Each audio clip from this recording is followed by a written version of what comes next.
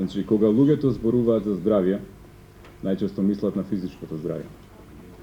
И знаете што се случува? Еве, јас конкретно работам медицина на труд. И кога ќе дојде некој работник, ми вели: докторе, ја не сум физички болен, но сепак не се чувствувам добро.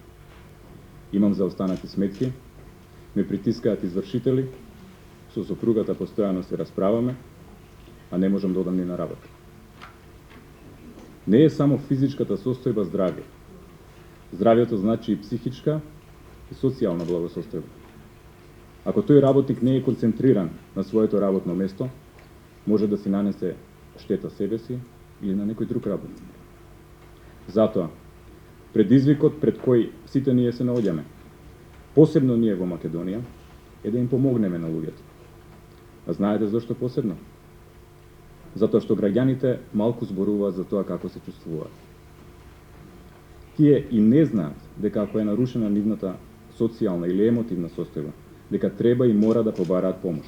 Затоа во нашата земја е толку голем бројот на граѓани кои што се во депресија. Според официјални податоци на Институтот за јавно здравје, од 2010 до 2015 година тој процент е зголемен за 37%. Бидејќи СЗО го дефинира здравјето како целосна физичка, психичка и социјална благосостојба, а не само отсуство на болест или на телесни недостатоци, прашањето што треба да си го поставиме е: што ги загрижува луѓето? Што ги вознемирува? Ги плаши сиромаштијата, стравуваат за иднината на своите деца, изнемоштени се на своите работни места. Има бројни примери каде е загрозено здравјето на жените работнички на работните места, од разни причини.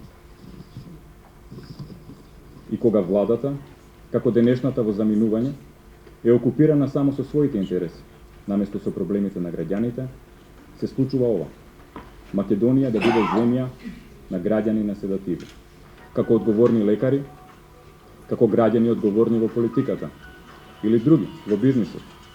Должни сме ова да го смениме. Потребен е поинаков приот. Затоа е добро што во програмата на новата влада, меѓу другото, е предвидена и мерка социјален работник, кој што ќе работи со семејствата и таму каде што има проблеми, ќе посочува дека треба да ја побараат потребната помош на време. Да работиме на превентивата, а не на справувањето со последиците.